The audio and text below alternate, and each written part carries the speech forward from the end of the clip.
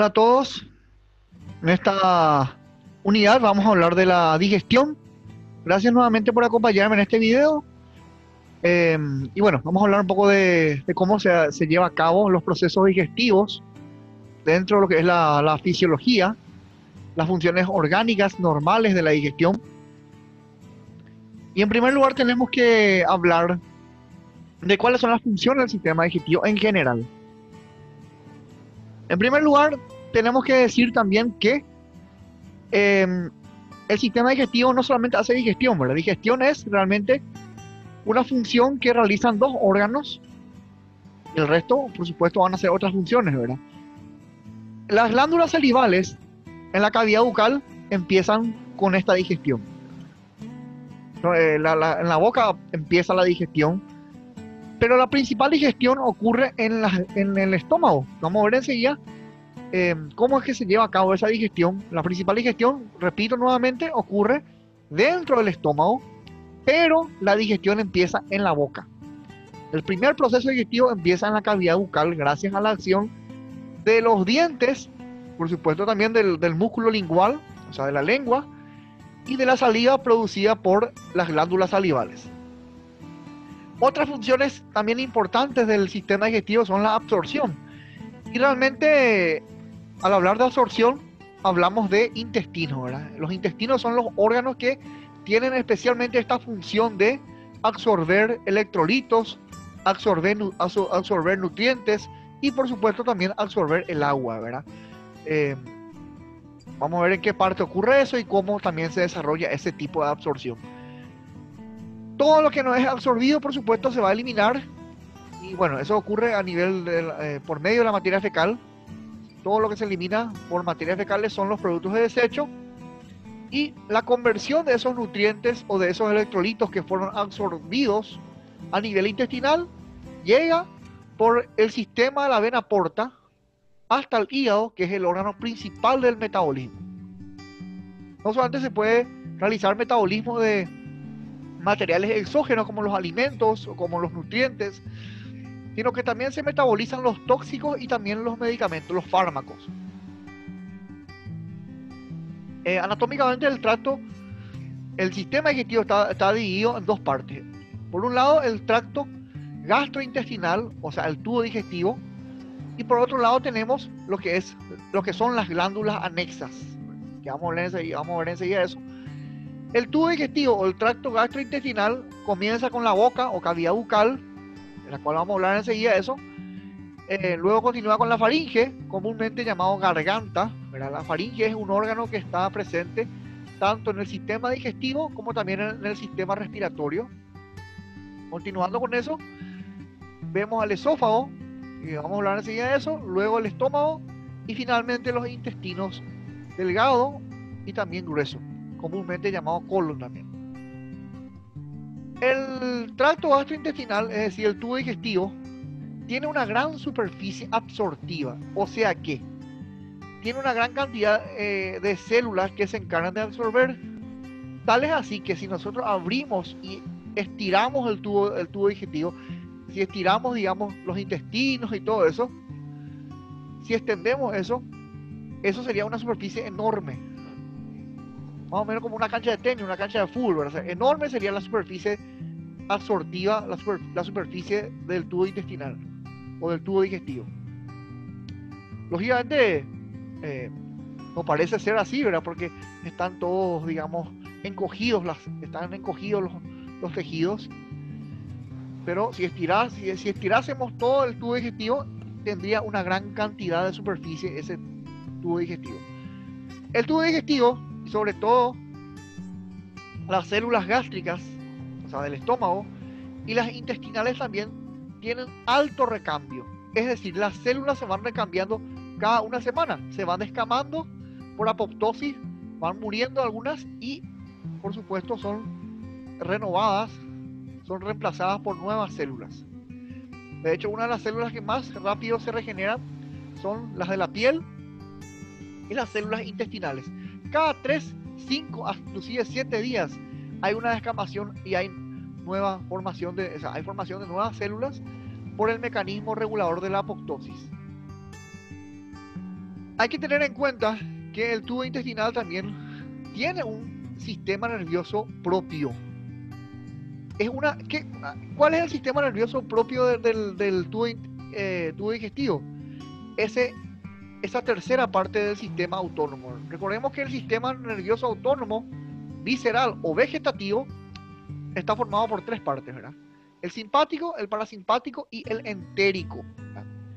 Dijimos en unidades anteriores, en videos anteriores, que generalmente uno le da, digamos, más importancia al simpático y al parasimpático, pero porque está presente en todas las partes del cuerpo, ¿verdad? Porque se encarga de regular muchos órganos viscerales y glándulas también, pero no nos olvidemos del tercer tipo de sistema nervioso autónomo, que es el entérico. El entérico es parte del sistema nervioso autónomo visceral o vegetativo, que justamente se encarga de regular la actividad nerviosa del tubo digestivo.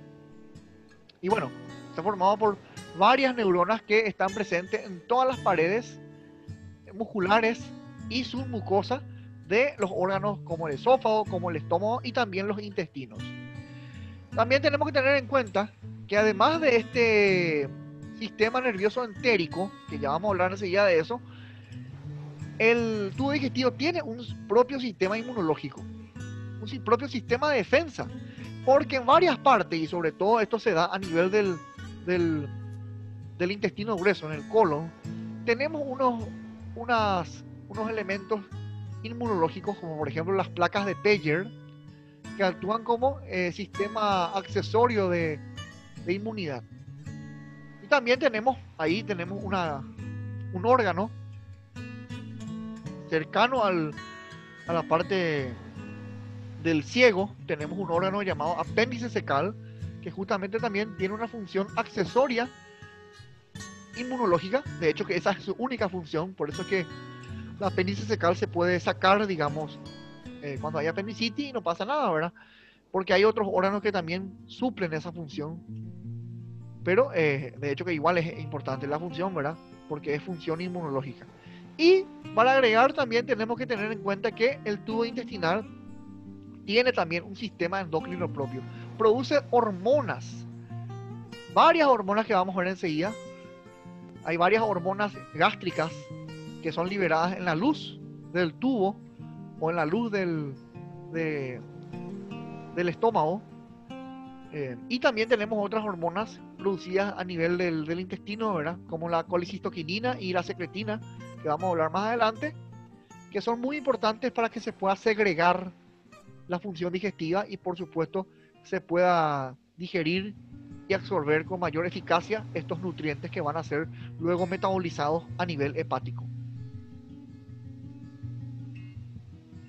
Bueno, y aparte de esto tenemos básicamente las glándulas anexas. Las glándulas anexas son, a saber, el hígado, que es el principal órgano del metabolismo del cuerpo, junto a la glándula tiroides, que no vamos a hablar en esta unidad porque eso es, vamos a hablar en endocrino. La tiroides y el hígado son los órganos metabólicos por excelencia. El hígado, las glándulas salivales, las tres glándulas salivales que son la submaxilar, la sublingual y la parótida. Y también, por supuesto, tenemos el páncreas. Estos son los órganos accesorios o anexos del tubo digestivo, o sea, del sistema digestivo. Y bueno, el páncreas es un órgano, es una glándula, ¿verdad? Una glándula que tiene secreción endocrina y exócrina también a su vez. Es una glándula mixta, por lo tanto. Nosotros vamos a ocuparnos más bien en este video y en el próximo video estaremos hablando de esta secreción endocrina. De la secreción endocrina nos vamos a ocupar en otra unidad, en otro módulo. Cuando hablemos de endocrino, justamente nos vamos a enfocar en básicamente las sustancias hipoglicemiantes e hiperglicemiantes, que son la insulina, el glucagón y también la sustancia D, ¿verdad?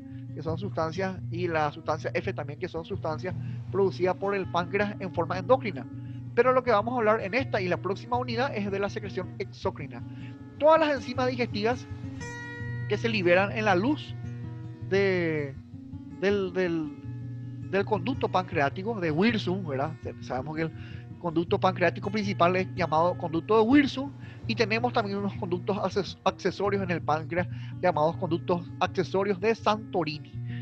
Cuando las proenzimas, porque tenemos que tener en cuenta que en el páncreas las hormonas son liberadas como proenzimas, o sea, enzimas inmaduras, que cuando llegan a la luz se activan en forma enzimática. Es decir, en las células, en los acinos pancreáticos, que forman unos islotes llamados islotes de Langerhans, se producen proenzimas, que una vez que llegan a la luz del conducto de Wilson y de Santorini, ahí pasan a ser enzimas. Las proenzimas se convierten en enzimas y por lo tanto van a ser enzimas digestivas, ¿verdad? Que básicamente van a generar la digestión dentro del lumen, dentro de la luz, de todos estos alimentos, y sobre todo van a alcalinizar el producto ácido, porque el páncreas justamente lo que hace es vierte su contenido enzimático dentro del intestino para que ese contenido ácido que proviene del estómago se alcalinice, o sea, mejor dicho, se normalice, se neutralice, porque el páncreas es uno de los órganos que tiene gran cantidad de sustancias alcalinas como el bicarbonato, ¿verdad? Lo mismo ocurre con la saliva, ¿verdad? Sin embargo, en contrapartida a eso está el estómago, que tiene sustancias digestivas que son ácidas, ¿verdad? Para que haya un equilibrio, entonces el páncreas lo que hace es generar una alcalinización del contenido gástrico, del contenido proveniente del estómago, para que haya un equilibrio del pH en este producto digestivo. El hígado es el principal órgano del metabolismo corporal. Es un órgano muy vascularizado, es un órgano parenquimatoso, un órgano macizo, tiene un color rojo vinoso. Y bueno, podemos decir que el hígado tiene 1500 funciones metabólicas. Acá están las más importantes nomás, ¿verdad? Pero tiene 1500 funciones metabólicas en general. Es un órgano que tiene dos partes, ¿verdad? Un lóbulo derecho, un lóbulo izquierdo, dividido por el ligamento falciforme, y está formado por células llamadas hepatocitos, donde hay unas células muy importantes llamadas células de Kupffer, que se encargan de la defensa, también tienen función inmunológica. Y bueno, algunas funciones muy importantes del hígado, o las más importantes de todas, básicamente son el metabolismo, ¿verdad? ¿Metabolismo de qué? Ya dijimos, ¿verdad? Metabolismo de sustancias de desecho, metabolismo de tóxicos, ¿verdad? Ya sea drogas, alcohol, y también el metabolismo de fármacos. Todos los fármacos tienen un metabolismo hepático, pasan por el hígado donde se va a depurar, donde se va a metabolizar esos fármacos. Y, por supuesto, también en este órgano se van a producir proteínas muy importantes, aminoácidos, factores de la coagulación también se van a producir aquí, ¿verdad? En el hígado. También se van a producir los anticuerpos, ¿verdad? Es decir, la defensa contra los antígenos. Y algo muy importante, en este lugar es donde se produce un líquido viscoso verdoso que se llama bilis. La bilis es un líquido que vamos a estudiar en la próxima unidad, que se produce en el hígado y se almacena en la vesícula biliar, que es el órgano vecino que está unido, digamos, por su cara inferior al hígado. El hígado junto con la vesícula biliar forman un conjunto, ¿verdad? Llamado hepato biliar, ¿verdad? Y bueno, tenemos ahí varios conductos que vamos a estar estudiando también en adelante. El conducto colédoco, el conducto hepático, el conducto cístico, vamos a ir viendo también eso más adelante, cómo trabaja, digamos, el sistema hepatobiliar. Bueno, la digestión empieza aquí, en la boca, en la cavidad bucal, formado básicamente por la apertura de los músculos ordiculares de los labios, ¿verdad? O sea, los labios con sus comisuras, el velo del paladar, el paladar duro, y básicamente el músculo lingual, y por supuesto las 16 piezas dentarias superiores y las 16 piezas dentarias inferiores, ¿verdad?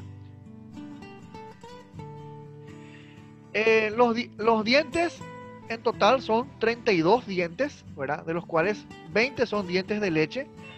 En total son 32. Y bueno, básicamente son los que hacen la función de de masticar, ¿verdad? De generar el corte de los alimentos. Y bueno, son piezas muy importantes porque gracias a esto se pueden moler los alimentos, se puede cortar y se puede desgarrar también los alimentos que nuevamente le van a formar después el bolo alimentario. De 20 dientes de leche, ¿verdad? Que lo van a ser reemplazados por 32 dientes permanentes, 16 superiores y 16 inferiores dispuestos en grupos de 3 molares cada lado, ¿verdad? En total 6 molares. Luego tenemos los 2 premolares cada lado, en total son 4. Luego tenemos los caninos, uno cada lado, son 2 en total, y los 4 incisivos, ¿verdad? Superiores y los 4 inferiores. Aquí tenemos los dientes definitivos, como ya hemos dicho, ¿verdad? Son 32 en total, 16 superiores y 16 inferiores. Los 3 molares, los 2 premolares, el canino, los 4 incisivos, el canino al otro lado, los 2 premolares y los 3 molares. Lo mismo ocurre a nivel de las piezas inferiores. Aquí vemos el maxilar superior. En la parte anterior y en la parte posterior encontramos lo que es el hueso palatino, que va a formar junto con el maxilar superior el paladar duro, ¿verdad? Entonces son dientes, los dientes son muy importantes básicamente para el primer proceso de la digestión. Tenemos otro órgano, que es un órgano móvil, que es un músculo llamado lengua, que básicamente tiene la función en primer lugar de formar también el bolo alimentario junto con el diente, ¿verdad? Pero además de eso, no solamente eso, además de eso también tiene la función gustativa. Tiene unos botones llamados botones gustativos, que son los que justamente captan y reseccionan los gustos, ¿verdad? Los 4 gustos principales: salado, amargo, ácido y dulce. Y además de eso, no solamente hacen la función gustativa y también la formación del bolo alimentario, sino que también permiten la articulación de las palabras. La artria, ¿verdad? Cuando hay un fallo de la articulación de las palabras es lo que se produce la disartria, ¿verdad? Es decir, nosotros articulamos las palabras gracias al músculo móvil llamado lengua. Aquí vemos una disección superficial de lo que es la lengua y vemos que hay unos botones llamados papilas gustativas y también formados por otro tipo de papilas, ¿verdad?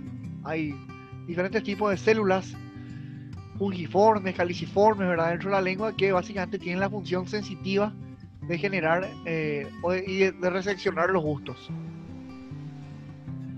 Las etapas del proceso digestivo son 5 en total, en orden, ¿verdad? En primer lugar, la primera etapa viene a ser la ingestión, básicamente, de los alimentos, en la cual actúan los dientes para triturar los alimentos y justamente formar, junto con la saliva, el bolo alimentario. Luego se transporta eso por el esófago, eso se llama deglución, el acto de tragar se llama deglución, que ocurre, la primera parte de la deglución ocurre en la boca y en la faringe, obviamente en la garganta, ¿verdad? Se llama fase oral, y luego viene la fase involuntaria que ocurre en el esófago, ¿verdad? La primera parte es voluntaria, la primera parte de la deglución. Nosotros podemos, según nuestra voluntad, podemos tragar cuando queramos. Y la segunda parte, que es la fase esofágica, ya es involuntaria, ¿verdad? Ya no podemos controlar nosotros. Una vez que nosotros tragamos, ya no podemos controlar, digamos, el paso del bolo alimentario por el esófago. Una vez que llega el bolo alimentario al estómago, se produce la digestión. ¿Qué es lo que es la digestión? La digestión es la mezcla, una mezcla en la cual ocurre una mezcla entre la parte alimentaria, los alimentos que fueron transportados en forma de bolo alimentario con el ácido. Es decir, el bolo alimentario se mezcla con el ácido y con el jugo gástrico, básicamente, ¿verdad? Porque el ácido clorhídrico es una parte nada más del jugo gástrico. Ocurre entonces la mezcla del jugo gástrico con el bolo alimentario y eso es lo que genera la mezcla, es decir, la digestión. ¿Para qué ocurre esto? Para que se pueda sencillamente convertir, digamos, moléculas grandes en moléculas pequeñas. Una vez que se disgregan esas moléculas por medio de la digestión, el bolo alimentario se convierte en quimo. A partir del estómago ya no tenemos bola alimentaria, tenemos quimo, ¿verdad? El quimo es el que pasa, el quimo es un líquido ácido que pasa al intestino, en el cual se absorben los nutrientes. Ahí ocurre la mayor parte de la absorción de nutrientes en el intestino delgado y también en el intestino grueso. Y en ese momento se descarga, ahí es donde descarga, digamos, el hígado descarga por medio del colédoco, junto a la vesícula biliar descargan la bilis en el intestino y también en ese mismo lugar se descarga el contenido alcalino que procede del páncreas, con la finalidad de alcalinizar el contenido ácido que viene del estómago. Entonces la absorción es una función que ocurre a nivel intestinal. ¿Qué ocurre una vez que se absorben los nutrientes? Esos nutrientes son llevados o transportados por medio de la vena porta hasta el hígado. Es decir, los nutrientes se absorben por medio de las vellosidades intestinales y eso pasa a la sangre, ¿verdad? Pasa al sistema porta, pasa a la vena porta y eso por supuesto llega al hígado, en el cual se va a metabolizar esto, se va a asimilar, ¿verdad? Eso es lo que es asimilación, metabolismo de nutrientes. De estos nutrientes que por supuesto fueron absorbidos y se van a utilizar ya sea para reponer algún tejido o para generar energía. ¿Qué se puede absorber? Se puede absorber hidratos de carbono, proteínas, lípidos, ¿verdad? Es decir, los macronutrientes y también los micronutrientes como las vitaminas y los minerales. Un poco de agua también se puede absorber, pero la mayoría de la parte del agua se absorbe en el colon, en el intestino grueso. Una vez que se absorbe el agua ahí, ya queda el material sólido que se va a convertir en materia fecal y que es lo que se va a eliminar por medio de la defecación. Todas las sustancias que no van a ser utilizadas o no van a ser absorbidas se van a eliminar por el canal anal, o sea, por el ano. Entonces estos son las 5 etapas del proceso digestivo en orden. Acá vemos el aparato digestivo, ya hemos hablado de esto. Esta es la faringe. Acá vemos las glándulas salivales, las 3 glándulas salivales, la parótida, la sublingual, la submaxilar, la lengua. Está la faringe, el esófago, ya vamos a hablar enseguida de eso, el estómago, vemos acá. Acá vemos el páncreas que está detrás del estómago, al ser un órgano retroperitoneal. El páncreas, sencillamente por recordar, es un órgano retroperitoneal, tiene una cabeza, un cuello, un cuerpo y una cola. También se llama proceso unciforme y ya hablamos de qué es lo que produce el páncreas, ¿verdad? Secreción exócrina y secreción endócrina. El estómago, vemos ahí, el hígado y detrás del hígado está, detrás e inferior al hígado está la vesícula biliar, que ya vamos a hablar enseguida de eso. El intestino delgado, o también llamado asas intestinales, que terminan desembocando en el intestino grueso por medio de una válvula llamada iliocecal. Este es el intestino grueso o colon, ¿verdad? Que ya vamos a hablar enseguida de eso. Acá vemos el apéndice cecal y luego el colon termina con el recto y finalmente el ano. Todo esto es el tubo digestivo. Las glándulas anexas son las glándulas salivales que ya dijimos recién, el hígado, el páncreas, la vesícula biliar también y algunas glándulas que vamos a hablar enseguida que están presentes en el estómago y también en el intestino.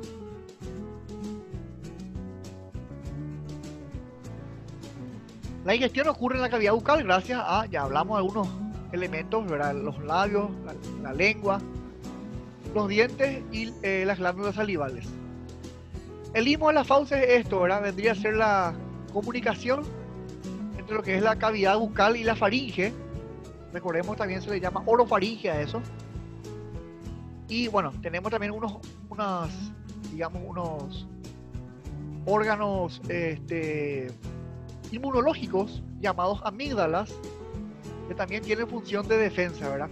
Las amígdalas, como también las placas de Peyer, que están en el intestino grueso, y el apéndice cecal son órganos que tienen función inmunológica, ¿verdad? Así que cualquiera de estas 3 pueden colaborar en la función de defensa.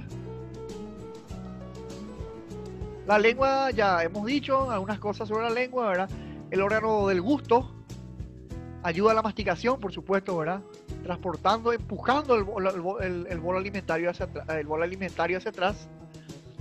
Y por supuesto, también ayuda a la articulación de las palabras. Esta es la distribución de los gustos.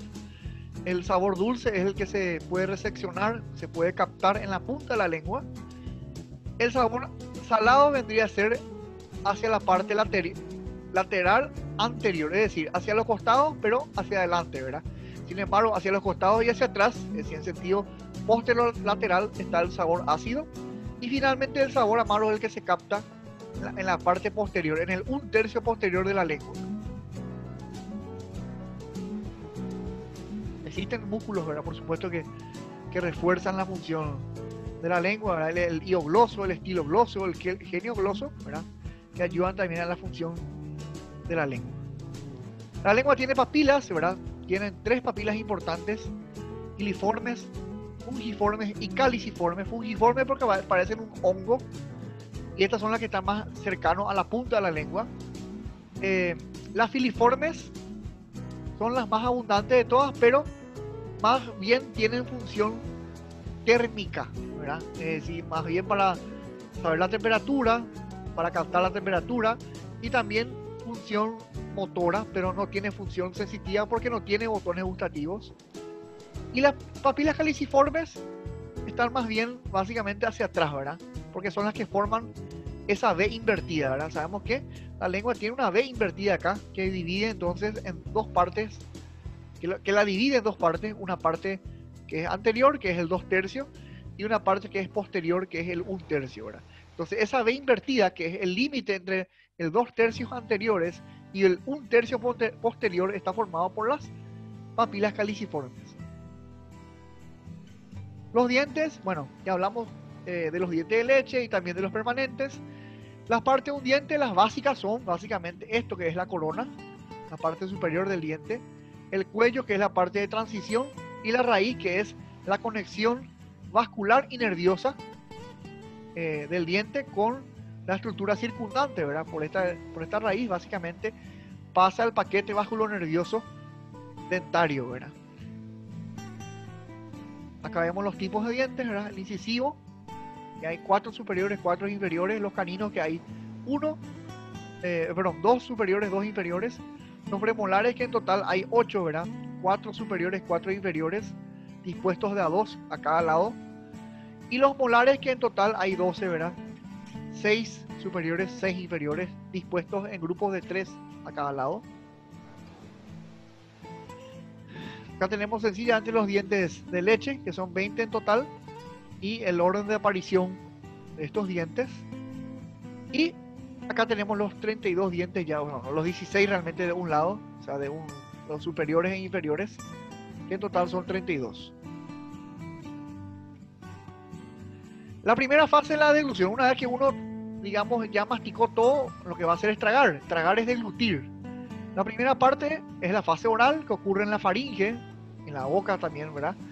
Que es un proceso voluntario y que consiste en una compresión que genera la lengua contra el paladar, empujando este bolo alimentario hacia abajo y hacia atrás.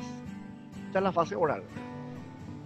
Luego el bolo alimentario pasa en la faringe, y ahí tenemos ya básicamente la fase faríngea.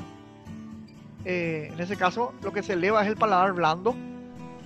Y algo muy importante, la epiglotis, que es esto que vemos acá, va a descender y va a cerrar la tráquea. Evidentemente ocurre eso para que el bolo alimentario pase por el esófago, para que no vaya por la laringe, ¿verdad? Para que no vaya por la tráquea, ¿verdad? Porque si no, esto va a pasar al sistema respiratorio. Entonces tiene que haber un cierre de tráquea gracias a la epiglotis. Por eso es que nosotros no podemos respirar y comer al mismo tiempo. O respiramos o comemos, ¿verdad? Cuando respiramos, la epiglotis se eleva y cierra el esófago para que el aire pase entonces a la laringe y a la tráquea, no vaya al esófago. Y cuando comemos, básicamente no respiramos, ¿verdad? Porque la epiglotis cierra, digamos, el conducto respiratorio, haciendo que el alimento vaya por donde tiene que ir, por la parte posterior, que es el esófago. Recordemos que la laringe y la tráquea, el conducto respiratorio está hacia adelante, y el conducto digestivo está hacia atrás. Y ya pasa después el bolo alimentario al esófago, en donde totalmente la deglución es involuntaria. Uno ya no puede controlar eso según su voluntad. Ahí vemos. Y fíjense algo. ¿Ven esto que está aquí? Esto es la epiglotis, como cuando pasa el alimento, cierra, digamos, este conducto para evitar que el alimento pase, digamos, a la laringe y a la tráquea, ¿verdad? Para que no, porque si eso ocurre, vamos a tener un episodio de broncoaspiración y eso puede generar la muerte. ¿Cómo nosotros masticamos? O sea, ¿gracias a qué masticamos? Gracias a unos músculos que son llamados músculos de la masticación. El principal músculo de la masticación es este, que vemos acá, es el macetero. Y tenemos otros músculos accesorios de la masticación, que es el músculo temporal, los pterigoides también, aunque el buccinador también puede aportar alguna función accesoria en la masticación, pero los músculos de la masticación son 4 importantes: el temporal, el macetero, que es el más importante de todos, y los pterigoides, ¿verdad?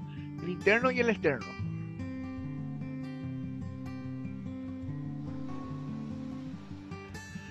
Una vez que masticamos, evidentemente vamos a generar la saliva, que va a lubricar, digamos, la cavidad bucal y va a generar viscosidad y lubricación también del bolo alimentario.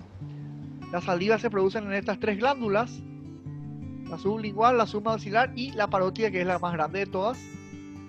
Y la saliva es un líquido muy importante porque generalmente es un líquido alcalino, tiene un pH por encima de 7 y genera el primer proceso de digestión. Como hemos dicho al comienzo, la digestión, si bien la mayor digestión o la digestión más importante ocurre en el estómago, la primera digestión que hacemos nosotros es en la boca, gracias a la acción de la saliva, en la cual digamos, se convierte ya los alimentos en bolo alimentario, gracias a una enzima que se llama tialina. La tialina es la que hace el primer proceso de digestión, básicamente en la boca. Esta tialina es una enzima alfa amilasa que básicamente actúa sobre los almidones, convirtiendo estos almidones en moléculas más sencillas llamadas destrinas, y también polisacáridos por otro lado, haciendo que este alimento sea un poco más pequeño y pueda ser digerible con mayor facilidad más adelante. Ahí está. La tialina es una alfa amilasa que básicamente hace este proceso metabólico, convierte el almidón de los alimentos en destrinas por un lado y cadenas polisacáridos por otro lado. Este proceso es un proceso típico de catabolismo, en el cual algo más grande se convierte en algo más pequeño.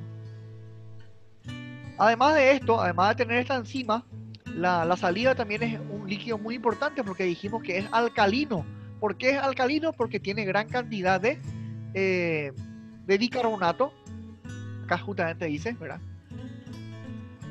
Y bien, podemos decir que a veces la saliva es un poco más alcalino, a veces un poco más neutro, pero la saliva nunca va a ser ácida. Tiene un pH de 7, inclusive un poco por encima de 7, gracias al bicarbonato.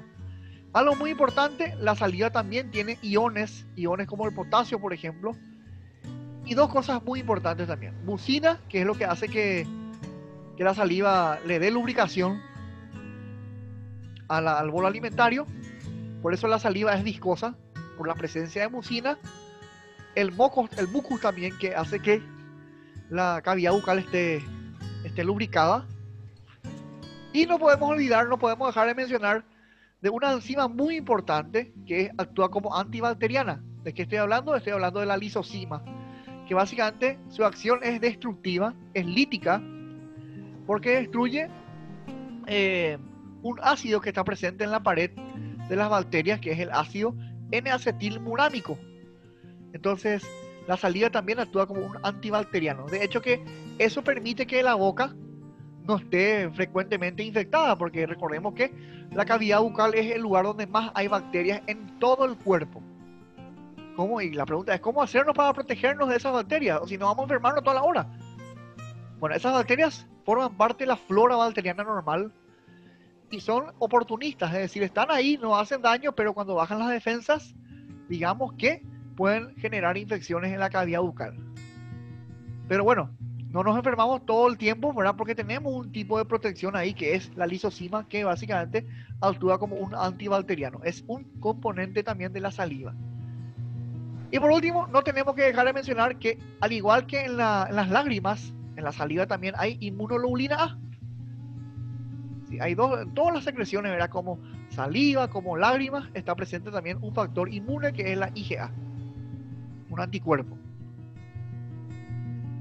Sencillamente, como estamos hablando de deglución, es importante mencionar esta maniobra de Heimlich, ¿verdad? Que ocurre que se efectúa cuando una persona se atraganta por un objeto extraño, un cuerpo extraño, que cierra y que obstruye la vía respiratoria. Entonces se puede hacer este tipo de maniobra comprimiendo de esta forma con el puño inferiormente al esternón, o sea, debajo del esternón, se comprime hacia adentro y hacia arriba para que el paciente pueda expulsar, digamos, el cuerpo extraño, aunque también es efectivo darle unos golpecitos en la espalda, colocando al paciente boca para abajo.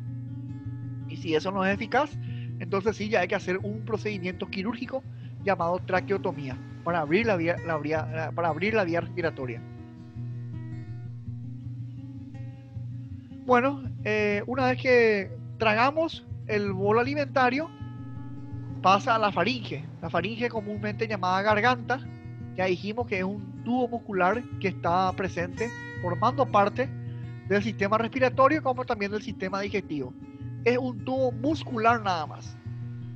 ¿Por qué aclaro esto? Porque la laringe, cuando estudiemos respiratorio, vamos a ver que sí es un tubo muscular y cartilaginoso. Sin embargo, la faringe es solamente muscular. Su función es sencillamente transportar el bolo alimentario. Esa es la función de la faringe. La faringe está comunicado con varios órganos, con varias regiones. Con la boca, digamos que lo comunica por medio del istmo de las fauces. Ese lugar también es llamado orofaringe. Por supuesto que hacia abajo la faringe está comunicada con el esófago, o sea, el esófago es la continuación de la faringe. Existe también una comunicación con la vía respiratoria, es decir, con las fosas nasales, por medio de una estructura llamada coanas, un orificio llamado coanas. A ese lugar también se le llama rinofaringe. También se comunica, por supuesto, con el sistema respiratorio, o sea, con la laringe, por medio de la glotis, que es eso que vimos hace rato que cerraba la vía respiratoria o abría cuando vamos a comer o cuando vamos a respirar. Ese lugar se llama también laringofaringe, la comunicación entre la faringe y la laringe. Y además de estos tres lugares, los cuatro con el esófago, ¿verdad? También la faringe se comunica con el oído medio por medio de un tubo que se llama trompa de Eustaquio, ¿verdad? Y eso es lo que permite generalmente administrar la presión dentro del oído interno, ¿verdad? Generalmente por eso es que una persona tiene dolor de oído, se le cierra el oído o le pica el oído cuando uno está con una infección de la faringe, con una inflamación de la faringe. Una faringitis puede generar trastornos auditivos, es decir, dolor de oído, zumbido y también problemas en la audición, ¿verdad? Porque hay una comunicación entre la faringe y el oído medio. De hecho, que cuando uno tiene una faringitis puede que las presiones de la faringe se distribuyan al oído medio y por eso hay zumbidos, por eso hay dolor de oído, ¿verdad? Sabemos la faringe, este tubo muscular que está comunicado con la cavidad bucal por medio de este istmo, ¿verdad? Este istmo es un estrechamiento, como ven acá hay un estrechamiento, ¿verdad? Este es el istmo de las fauces, la comunicación entre la cavidad bucal y la faringe. También está comunicado con la cavidad nasal, con las fosas nasales, por medio de este orificio llamado coanas, estamos viendo ahí. Está comunicado con el esófago, por supuesto, ¿verdad? Que es su continuación digestiva, y con la laringe, que es su continuación respiratoria. O sea que la faringe después se divide en dos, se bifurca, ¿verdad? Por un lado, hacia atrás, con el esófago, que es un tubo aplanado, como están viendo ahí, y hacia adelante, la continuación de la faringe es la laringe, que es el órgano vocal, donde se encuentran las cuerdas vocales, el órgano de la fonación. Pero además de todo eso que hemos dicho, vimos las fauces, coanas, comunicación con el esófago, comunicación con la laringe, también la faringe está comunicado, dijimos ya, con el oído medio por medio de una trompa, de un tubo llamado trompa de Eustaquio. Lo que continúa a la faringe a nivel digestivo es el esófago. El esófago también es un tubo muscular, más o menos tiene una longitud de 30 centímetros. Va desde la faringe hasta el estómago y tiene dos esfínteres, ¿verdad? Un esfínter superior, llamado justamente esfínter esofágico superior, abreviado EES, y abajo tiene un esfínter llamado esfínter esofágico inferior, abreviado EEI, ¿verdad? Los dos tienen la función de abrir y cerrar el esófago cuando hay alimento. Obviamente se abre cuando hay alimento y se cierra cuando no hay alimento. El que más tiene esa función es este esfínter esofágico inferior, que tiene una mayor presión, ¿verdad? Porque tiene que impedir que haya reflujo, ¿verdad? Cuando se relaja este esfínter, por diversas razones, es lo que se produce el reflujo, ¿verdad? De alimentos. De hecho, que el vómito también es una forma de reflujo. O sencillamente el reflujo de ácido, que generalmente causa una sensación quemante a nivel del tórax, llamado pirosis, y que es frecuente encontrar eso en una enfermedad llamada enfermedad por reflujo gastroesofágico. Entonces el esófago tiene dos esfínteres, el esofágico superior y el esofágico inferior, que es el que más tiene esa función de cerrarse cuando no va a haber alimento que baje, para evitar que el ácido refluya al esófago. Y la función del esófago sencillamente es el transporte del bolo alimentario, es decir, la deglución. Esa es la única función del esófago. Desciende por detrás de la tráquea dijimos que está hacia adelante del esófago, y por supuesto desciende también por detrás del corazón. Recordemos que el esófago pasa del tórax al abdomen por un orificio llamado hiato esofágico.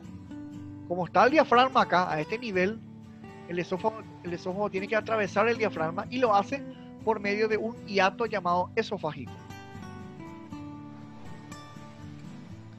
El esófago, como casi todo el tubo digestivo, está formado por 4 capas histológicas. Vamos a ver en orden de lo más medial a lo más exterior.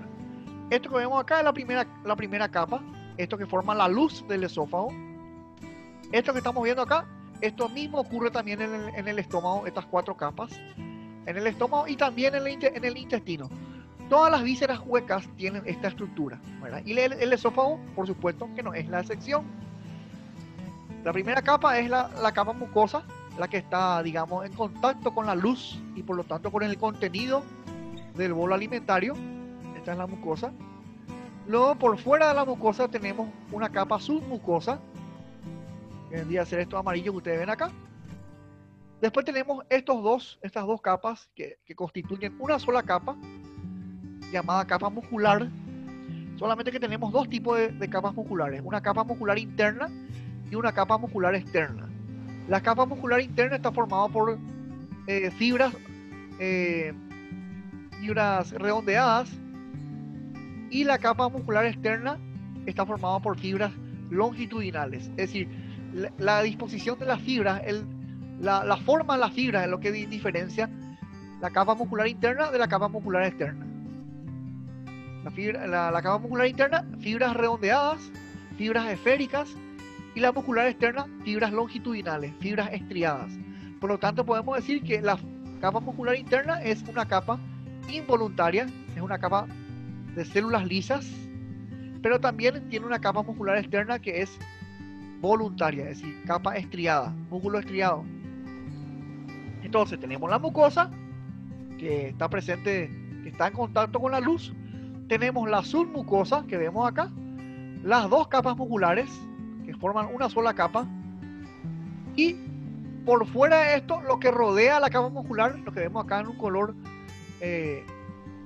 piel, ¿verdad? Es la capa adventicia. Esa capa adventicia está formada por colágeno, es decir, por tejido conectivo o conjuntivo.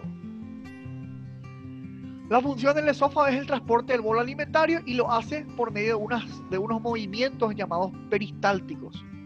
Entonces el peristaltismo, ¿verdad? Que se genera por medio de unas ondas que van impulsando el bolo alimentario en sentido descendente hasta llegar al estómago. Una vez que el bolo alimentario llega, se abre por supuesto el esfínter esofágico inferior, se relaja esto y el bolo alimentario pasa al estómago para que se pueda digerir, para que se pueda mezclar con el jugo gástrico.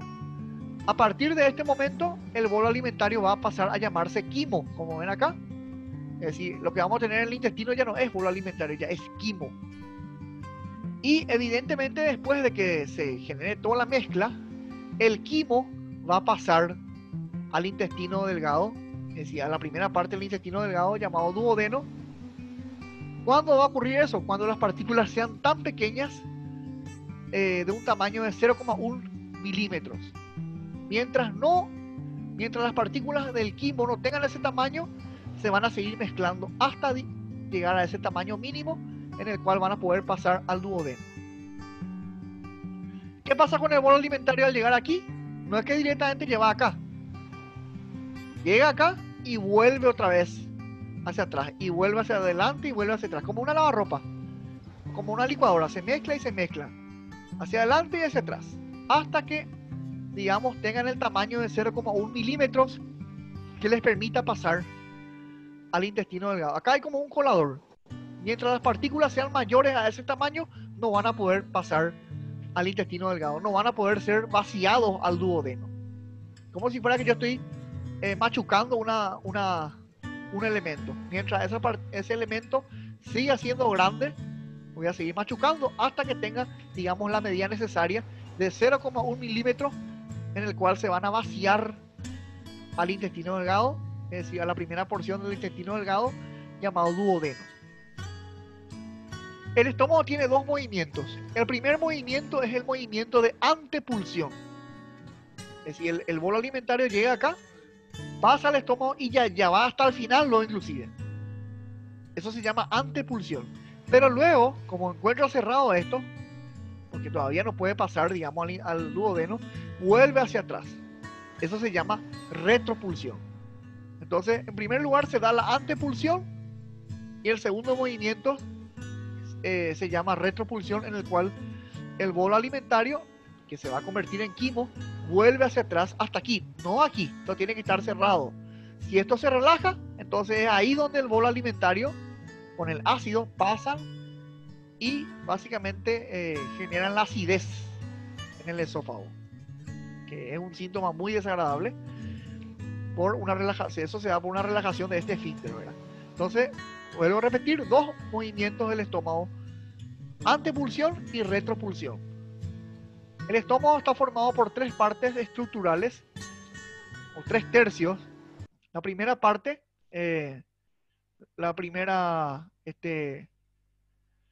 parte del estómago se llama cardias. Vamos a poner esto justamente ahí para que se pueda entender. Esto vendría a ser el cardias. Esto vendría a ser el cuerpo del estómago. Y la tercera parte sí ya es el antropíloro, ¿verdad? Entonces aquí tenemos, vamos a dividir en tres partes. Entonces tenemos las tres partes, ¿verdad? Esta es la primera parte llamada cardias. Esto se llama cuerpo o fundus del estómago. Y es esta parte, la tercera parte distal, es la llamada antropíloro, porque acá tenemos un esfínter que se cierra, ¿verdad? Impidiendo que el bolo alimentario ya pase directamente al duodeno. Acá hay un esfínter llamado esfínter pilórico. Por lo tanto, esta tercera parte se va a llamar antropíloro. Cardia, cuerpo o fundus, y la tercera parte es el antro o píloro.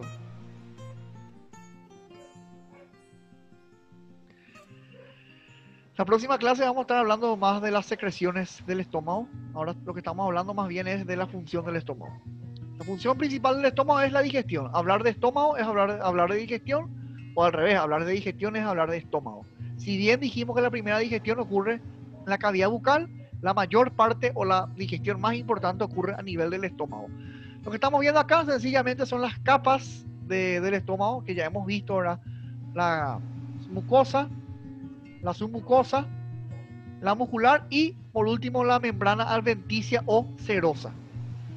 Bueno, aquí tenemos las glándulas gástricas que hemos mencionado al comienzo de la unidad. El estómago tiene 4 principales glándulas, glándulas gástricas. Cada una de ellas produce algo y son sustancias muy importantes que van a tener su función formando el jugo gástrico. El jugo gástrico está formado por varias sustancias, pero de las cuales el más importante de todas es el ácido clorhídrico. Por eso es que el jugo gástrico es ácido.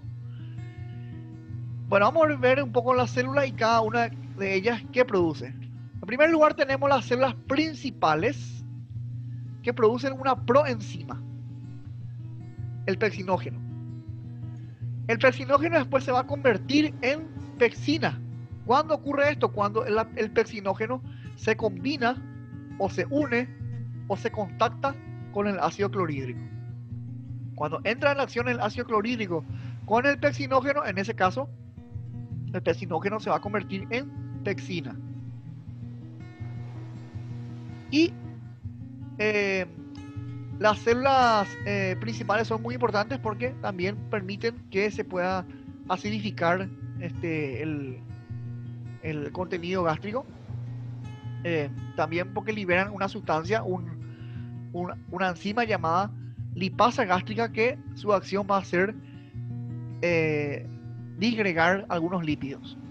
Las células parietales producen el ácido clorhídrico. De hecho son las células más importantes de todas porque producen el contenido más abundante del jugo gástrico, que es el ácido clorhídrico. Y no solamente eso, aquí tendríamos que agregarle algo, el factor intrínseco también. Entonces las células parietales producen dos cosas: el ácido clorhídrico por un lado, que podemos abreviarlo de esta forma, HCl, y por otro lado tenemos el factor intrínseco, que es una partícula muy importante. La función del ácido clorhídrico es matar a las bacterias. De hecho que tenemos ácido ahí justamente para evitar que crezcan bacterias ahí en el estómago. Cuando hay ausencia de este ácido clorhídrico, puede generarse una gastritis debido a la presencia de una bacteria llamada Helicobacter pylori, y esa es la función importante del ácido clorhídrico. Por eso es que tenemos ácido ahí, para evitar que crezcan bacterias en el jugo gástrico. El jugo gástrico debería ser un líquido aséptico, ¿verdad? Es decir, sin bacterias, ¿verdad? Por eso es que tenemos ácido ahí, ¿verdad? Y el factor intrínseco que también es producida por las células parietales. Básicamente la función del factor intrínseco es generar la absorción de vitamina B12 y ácido fólico, ¿verdad? Sin factor intrínseco no va a poder absorberse ni el ácido fólico ni la vitamina B12.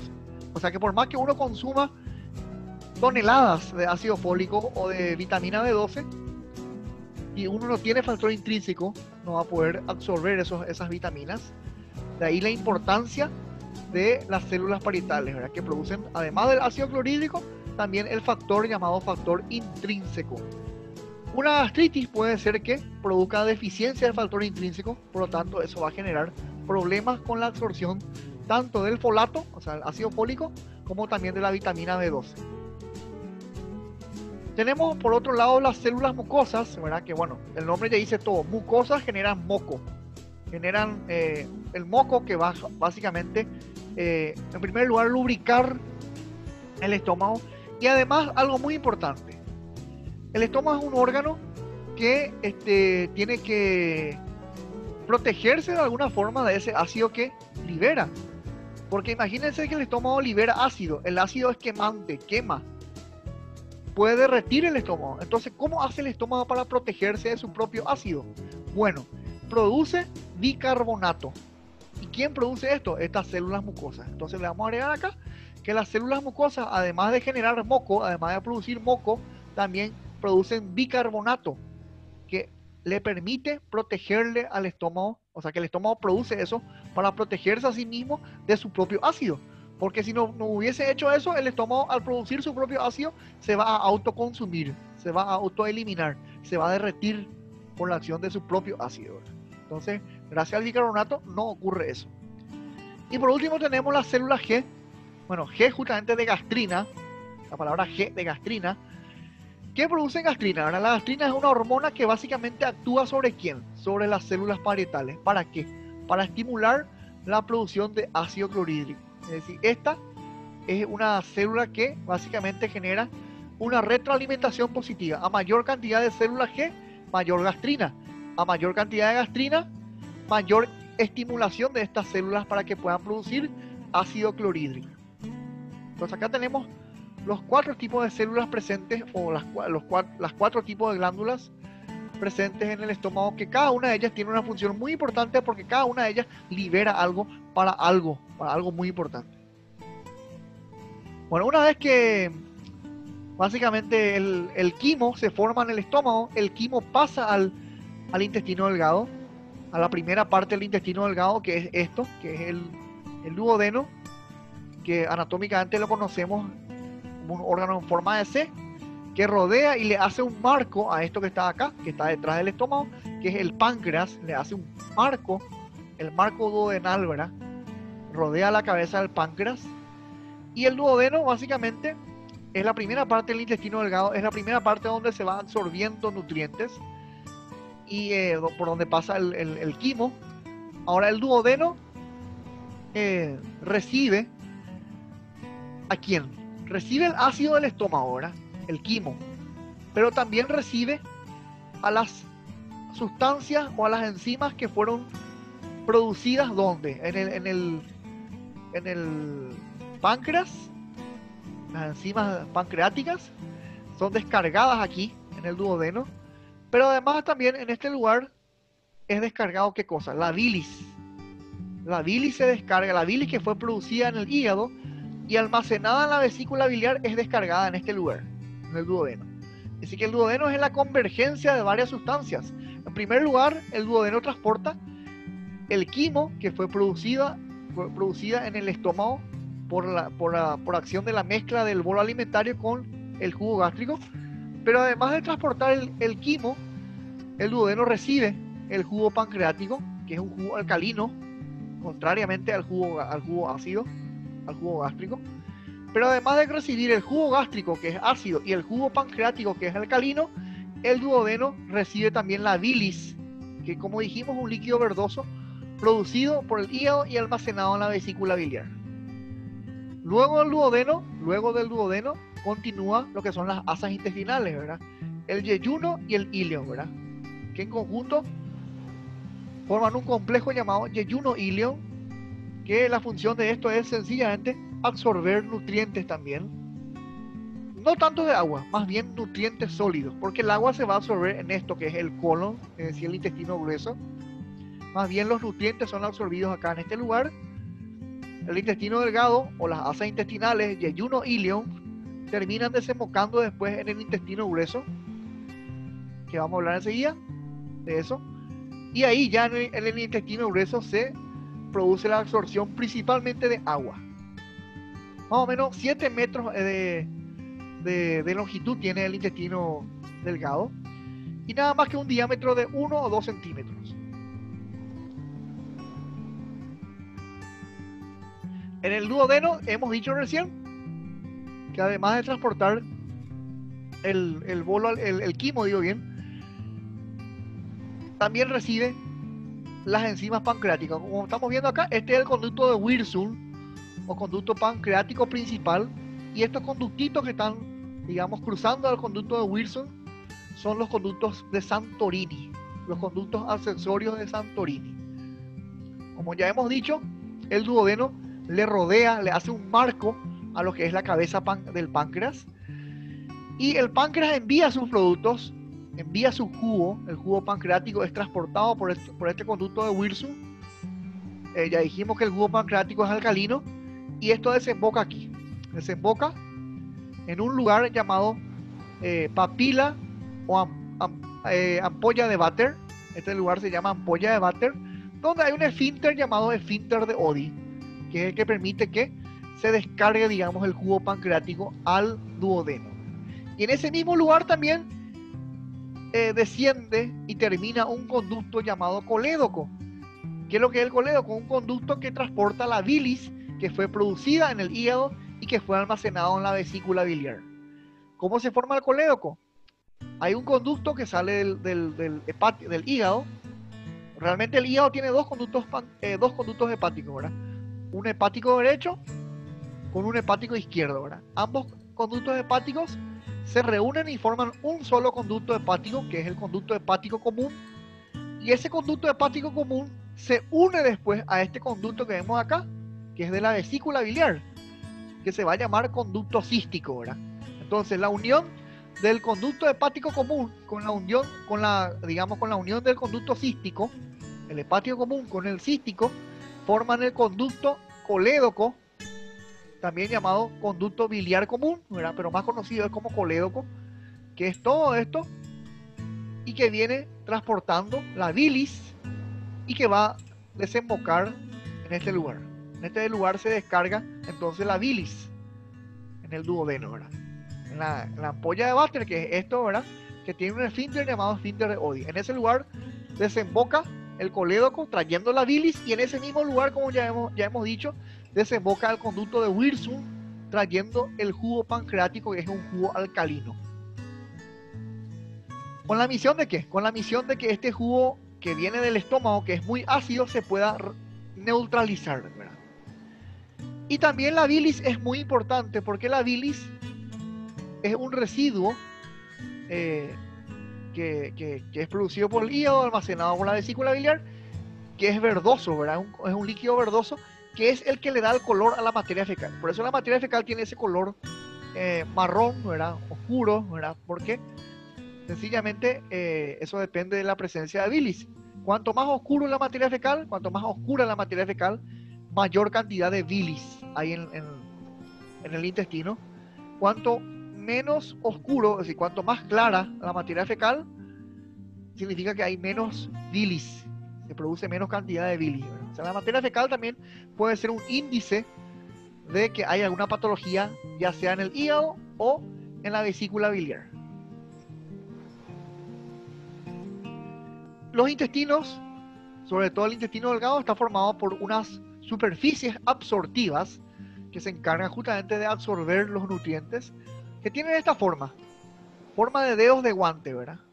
Estos pliegues, ven acá, estos pliegues son llamados vellosidades intestinales y son los que van a captar y van a absorber los nutrientes que van a pasar luego a la sangre y por supuesto van a ser transportados por la vena porta, por el sistema porta, hasta el hígado, donde se van a metabolizar esos nutrientes, donde se van a asimilar esos nutrientes. Y acá vemos lo mismo, ¿verdad? Este mismo gráfico, pero bien lo vemos en una imagen de microscopio electrónico, cómo se ven las vellosidades intestinales. En el intestino delgado lo que ocurre principalmente es la absorción de nutrientes y también, por supuesto, agua. Ya dijimos, ¿verdad? Después esos nutrientes son transportados por la vena porta, que lo va a transportar hasta el hígado.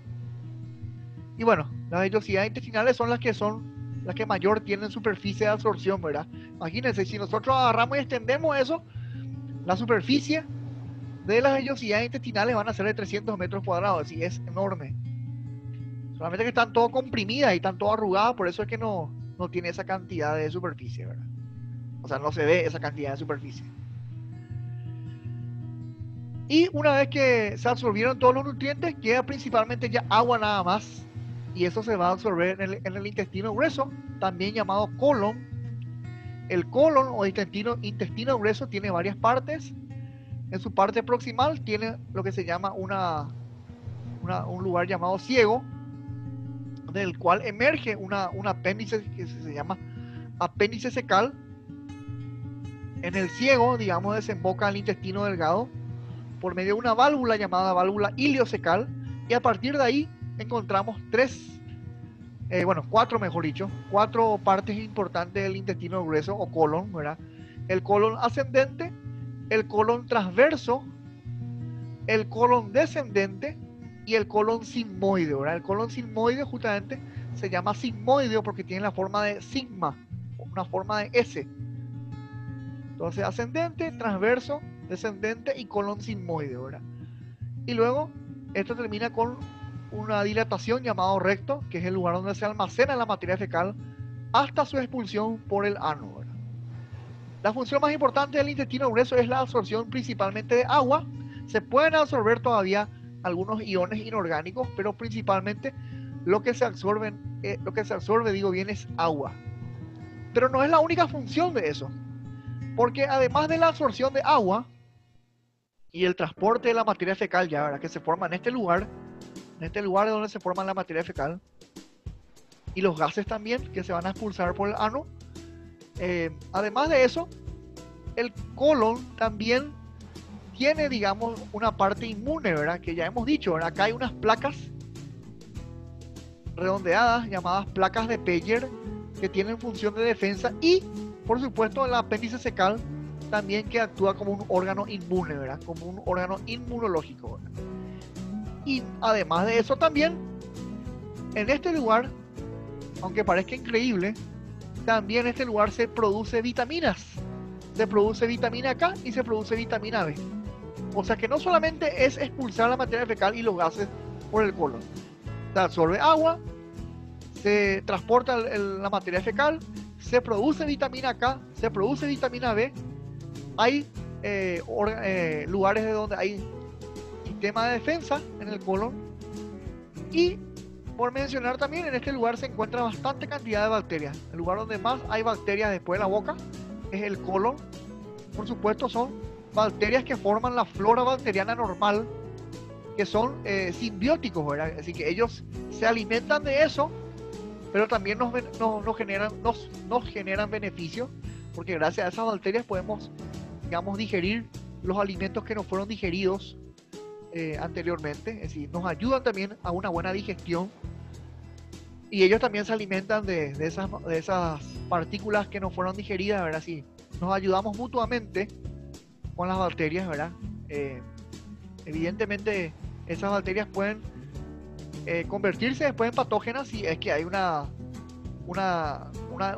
disminución de las defensas, pero en condiciones normales esas bacterias se alimentan de nuestros residuos y por supuesto nos ayudan a eliminar nuestros residuos y a digerir los nutrientes, por supuesto, ¿verdad? El único problema es que esas bacterias muchas veces, al alimentarse de esas partículas no digeridas anteriormente, pueden producir gases, ¿verdad? Los gases son los residuos que son digamos, el componente que eliminan las bacterias una vez que digirieron las partículas que no fueron digeridas anteriormente, ¿verdad? Acá vemos el lugar donde termina el intestino delgado. Esta es la válvula iliocecal. Esto es el ciego, y acá vemos el apéndice secal. Estas son las tenias, y estos son básicamente los pliegues que forman parte también del colon. Ya hablamos de la parte del colon, y ya hablamos también de las funciones que realiza el intestino grueso. Una vez que se forma la materia fecal se almacena en el recto, ¿verdad? El recto es el reservorio de la materia fecal, y su función es almacenar la materia fecal hasta el momento de la expulsión. Y el ano sencillamente lo que hace ya es generar la expulsión, ¿verdad? La expulsión y la eliminación de la materia fecal, de las heces fecales. Y las heces fecales son el residuo que se va a eliminar, que ya no se va a utilizar por el cuerpo, que es una mezcla de muchas cosas, ¿verdad? La materia fecal tiene celulosa, tiene células inclusive que fueron descamadas del intestino, células muertas, ¿verdad? Que mueren y son transportadas, son arrastradas dentro de la materia fecal. Inclusive tiene bacterias, una materia fecal tiene bacterias intestinales que fueron arrastradas también. Y ya dijimos que también tiene agua. La materia fecal tiene agua también, una pequeña cantidad de agua, y también está formado por bilis. La bilis es lo que le da el color, digamos, a la materia fecal. Y bueno, la forma de la longitud también, ¿verdad? Depende del tiempo que está almacenado en el recto, ¿verdad? Y por supuesto también eh, del tiempo que pasa dentro del colon. Y el olor depende muchas veces de la fermentación de las proteínas, ¿verdad?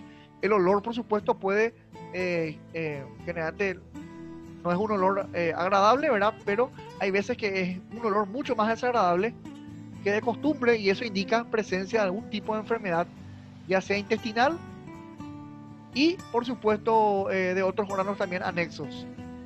Y la coloración, eso es muy importante, el color de la materia fecal. Si una materia fecal es blanca, es decir, no tiene una coloración muy oscura, es decir, es clara, es blanquecina, eso se llama acolia. Y eso es debido a una enfermedad hepática o biliar, o sea, de la vesícula biliar, en la cual no se forma bien la bilis. O sea que la forma, el color inclusive de la materia fecal es muy importante porque puede indicar alguna enfermedad digestiva. Y para terminar esta unidad, este video, vamos a hablar un poco de cómo se regula el sistema digestivo a nivel del sistema nervioso. Dijimos ya que hay un sistema propio del proceso digestivo que se llama sistema nervioso autónomo entérico, ¿verdad? Dijimos que el sistema nervioso entérico es una de las tres partes del sistema nervioso autónomo y que básicamente tiene la función de regular la actividad del músculo liso, o sea, del músculo que genera el peristaltismo, es decir, las ondas peristálticas. Y además de eso también tenemos hormonas que se producen dentro del tubo digestivo.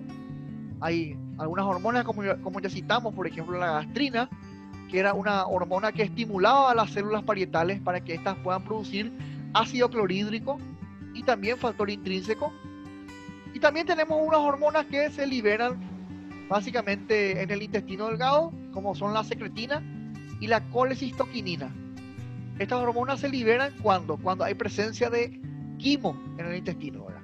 ¿Para qué? Para que se puedan absorber con mayor eficacia estos nutrientes que van a ser transportados hasta el hígado. Por no dejar de mencionar también el simpático y el parasimpático actúan también sobre el proceso digestivo, ya sea, en este caso, estimulando el peristaltismo, o sea, el movimiento intestinal, o inhibiendo, disminuyendo el peristaltismo, es decir, el movimiento intestinal.